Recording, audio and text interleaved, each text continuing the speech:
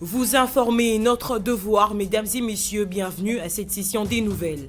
Au sommaire, 3 membres du bureau de la CENI ont prêté serment ce jeudi devant la Cour constitutionnelle. Didi Manara, Agema Tembo et Jean Ilunga, choisis sur la liste de l'opposition, ont reçu les félicitations du président de la CENI, Denis Kadima Kazadi. Le Premier ministre Jean-Michel Samalou Kondé a visité pour la première fois l'hôpital des références de Kinshasa Mamayemo. Le chef du gouvernement a inspecté les travaux de réhabilitation de ce complexe hospitalier en cours lancé il y a 2 mois. Et les travaux vont durer 20 mois. C'est tout pour les titres. Bienvenue à cette édition vespérale présentée par Nadine Mayombe-Mbilo.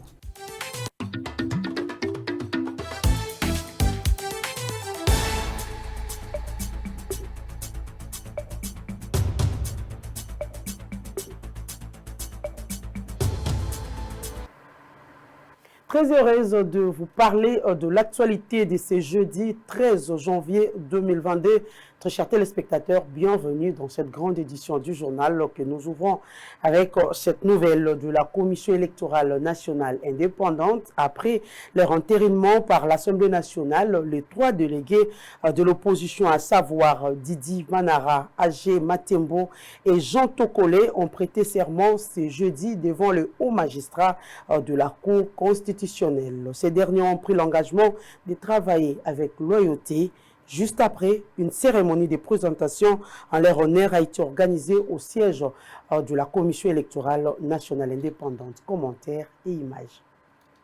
C'est jeudi 13 janvier 2022. Le représentant de l'opposition, à savoir Didi Manara, Agema Tembo et Jean Ilongo, ont été investis par la Haute Cour constitutionnelle à travers une audience solennelle de prestation de serment présidée par le président de cette Haute Cour, Dieudonné Kalouba. Cette cérémonie a connu la présence de plusieurs autorités, notamment le président de la Haute Chambre du Parlement, Bahati Lukwebo, celui de la Chambre basse du Parlement, Christophe Mbosso, ainsi que le président de la CENI, Denis Kadima Kazadi. Devant le haut magistrat, les 3 délégués de l'opposition ont déclaré solennellement leur ferme engagement d'accomplir loyalement le devoir de leur charge. Deuxième vice-président du bureau de la Commission électorale nationale indépendante, je jure sur l'honneur de respecter la Constitution et les lois de la République démocratique du Congo, de remplir loyalement et fidèlement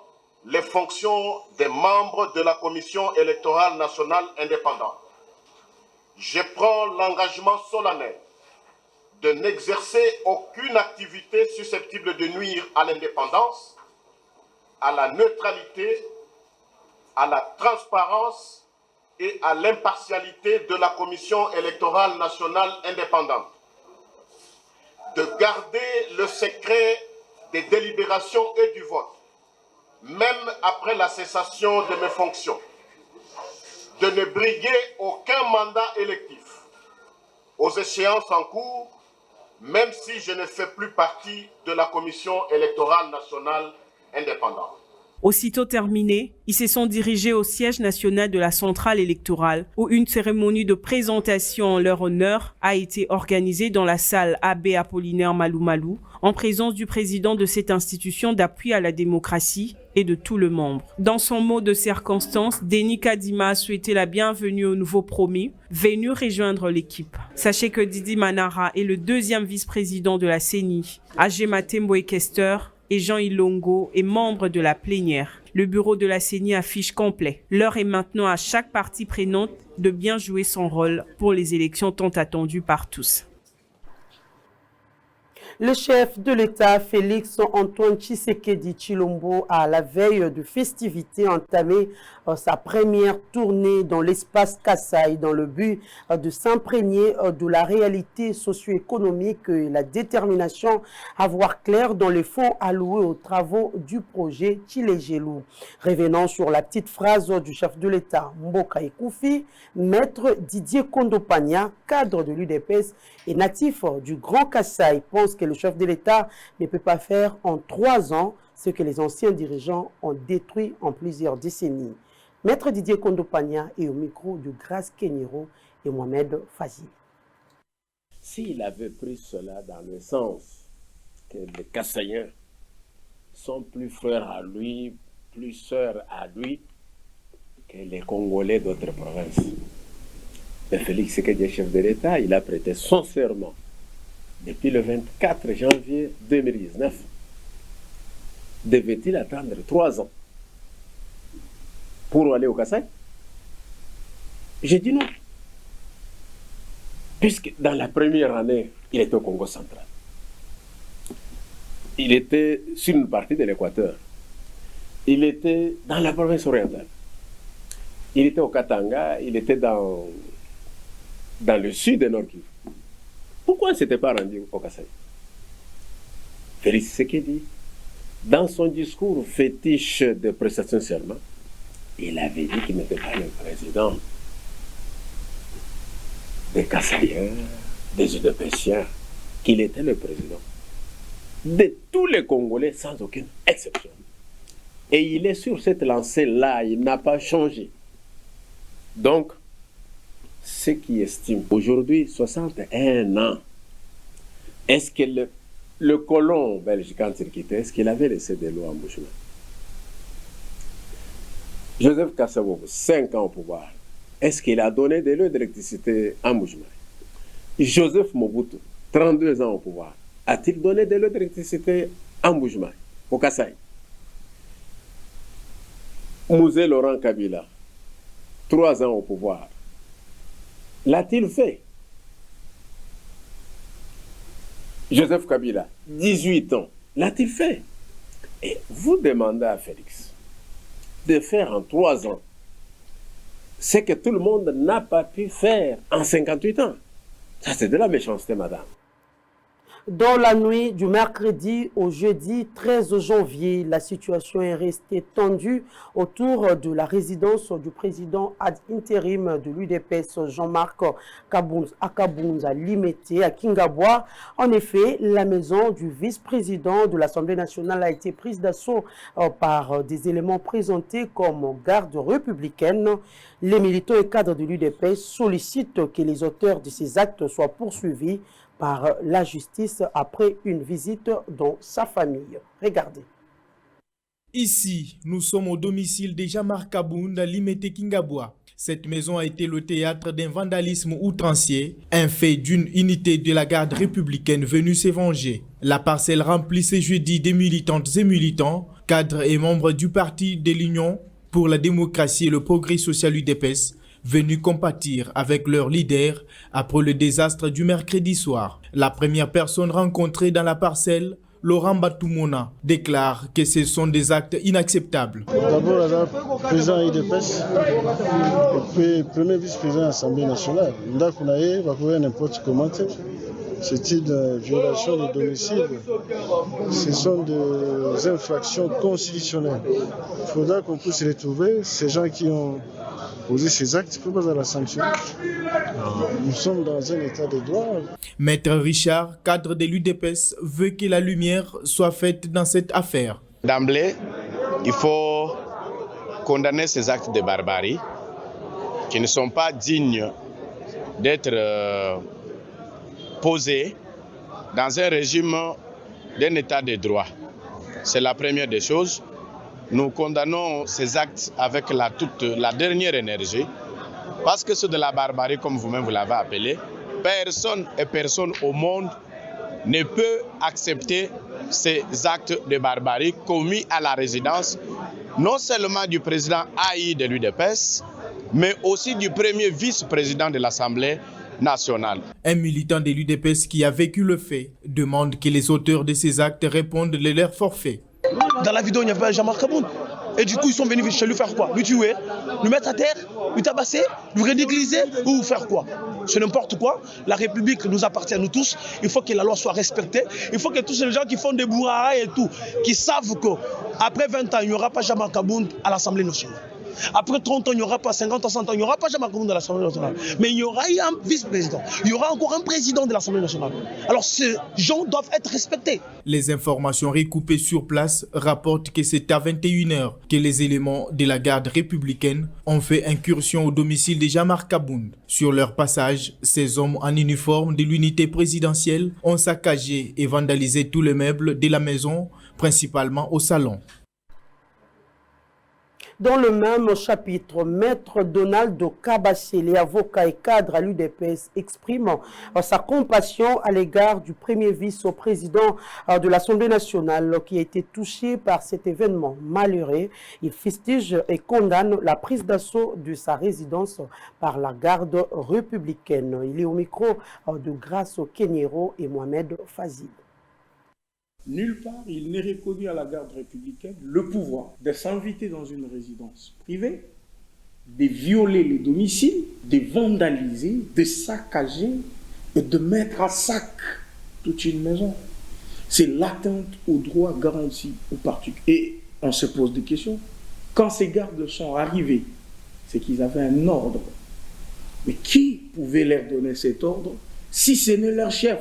Est-ce que le chef dira, le chef de la garde républicaine, je parle du général, il dira qu'il ne connaissait pas que ces gens devraient se déplacer? S'il ne connaît pas, c'est quelqu'un à sanctionner. Parce qu'on ne peut pas comprendre que la garde républicaine s'illustre par des désordres de cette envergure. Mais au finish, nous recommandons aux uns et aux autres le respect de loi de la République, le respect mutuel, le respect des institutions et de leurs animateurs, et surtout le respect de la loi devant laquelle tout le monde est censé fléchir. Et concernant le cas du président Kabound, je recommande à la justice de se saisir. Je parle de la justice militaire pour interpeller ces éléments incontrôlés, les auditionner pour savoir le but de leur motivation. Parce que ça ressemble à une préméditation pour attenter à la vie de quelqu'un. Quand des gens s'amènent avec 5 voitures lourdement armées, connaissant qu'ils partent voir une autorité du pays, vraiment ça ressemble à pire que ce que j'ai dit. Et donc, la justice devrait s'interpeller pour 2 cas. D'un côté, pour ce qui concerne le président Kabound, avec toutes les choses dont il a été victime, un procès doit être intenté contre ces gens. De l'autre côté, les ministres de l'économie nationale, Jean-Marie Kalumba, à l'issue de la réunion du comité des conjonctures économiques de ce mercredi, présidé par le Premier ministre, rassuré de la disponibilité de stock de la vente de Chinchard jusqu'à la fin du mois de janvier 2022. Il renseigne que ce stock est disponible, mais la vente doit se faire dans le respect de la chaîne de distribution. Regardez. S'exprimant à la presse à l'issue de la réunion du comité de conjoncture économique présidé par le Premier ministre Jean-Michel Samalukonde Kingé, le ministre de l'économie Jean-Marie Kalumba a dissipé les malentendus sur la rupture des stocks des produits Chinchard importés par le gouvernement en vue d'améliorer le pouvoir d'achat de la population. Il renseigne que les stocks est disponible, mais la vente doit se faire dans le respect de la chaîne des distributions. Nous devons respecter la chaîne des distributions, donc importateurs, distributeurs et détaillants. Et nous sommes en train de respecter ça.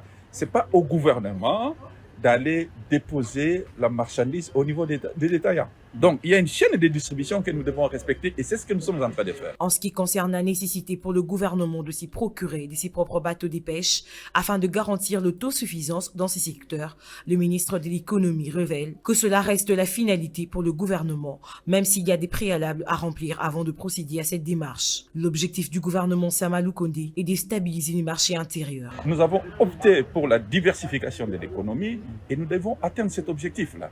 L'achat des bateaux de pêche, c'est une finalité. C'est une finalité.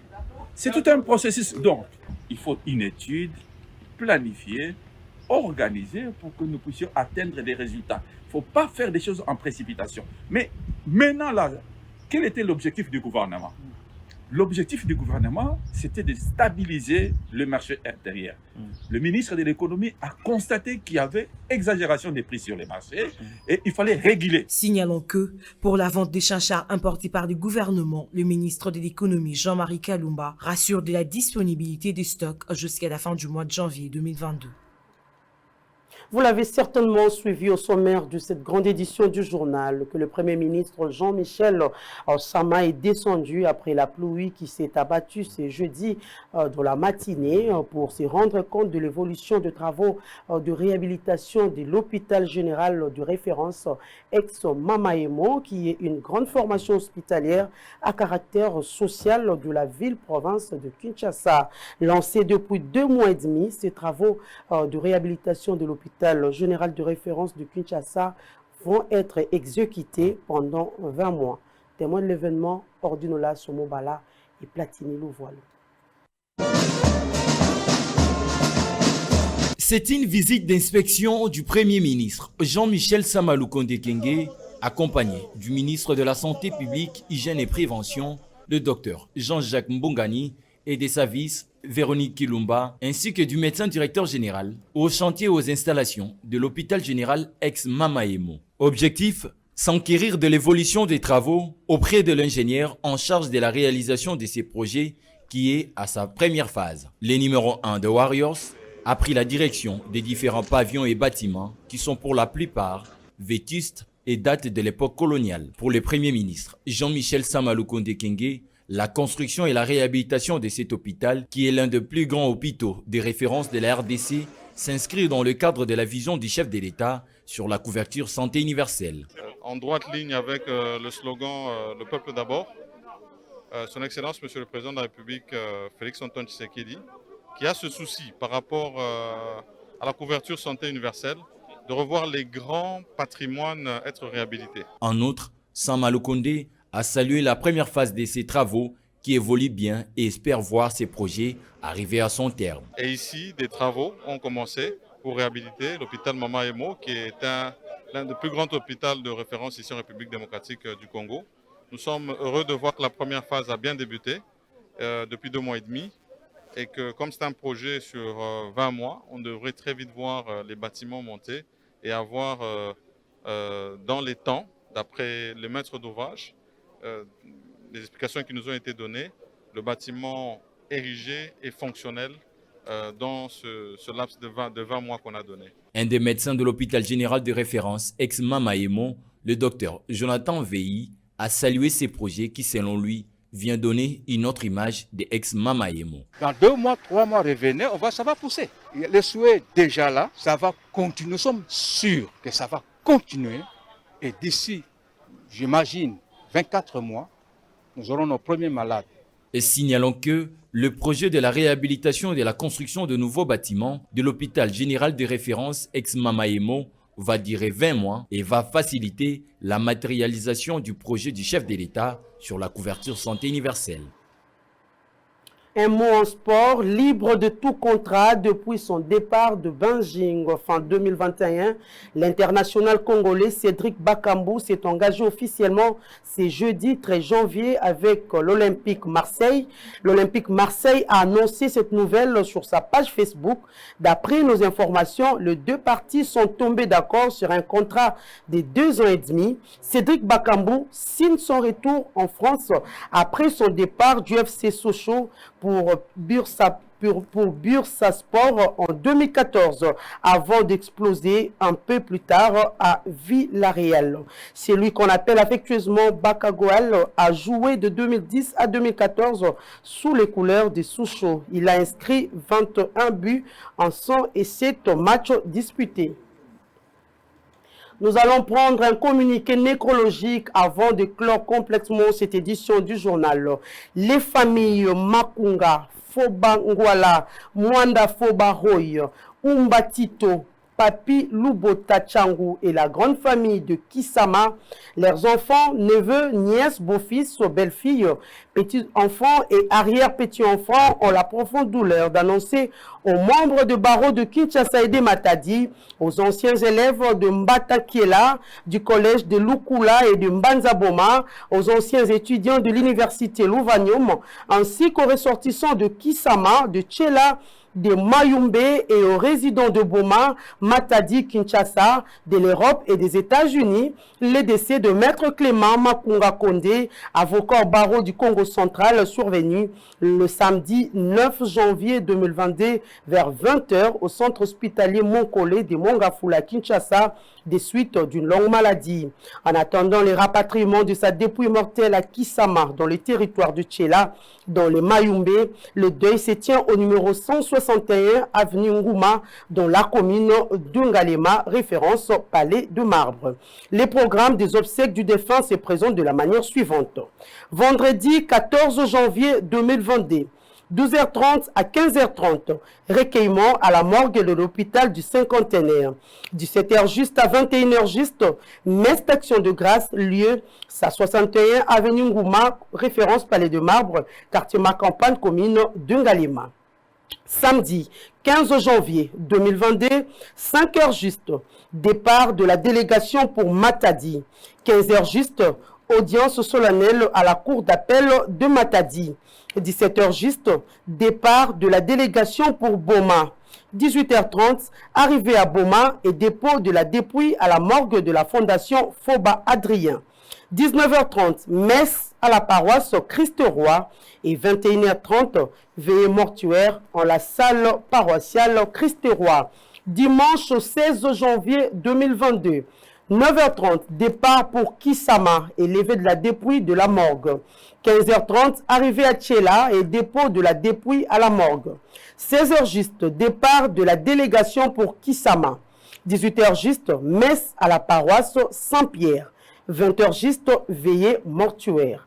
Lundi 17 janvier 2022, 9h juste, levée de la dépouille de la morgue de Tchela. 13h juste, inhumation au cimetière de Kisama. 14h juste, bain de consolation et 15h juste, fin de la cérémonie et retour à Kinshasa pour la famille Mwanda Fobaroy, chef de la famille. Et bien voilà, c'est par ces communiqués nécrologiques que nous refermons complètement cette grande édition coordonnée par Audrey Bozéné. Très chers téléspectateurs, merci à vous de l'avoir reçu chez vous. Au revoir et très bon suivi des programmes sur Bossolo TV, mais les programmes continuent. Au revoir.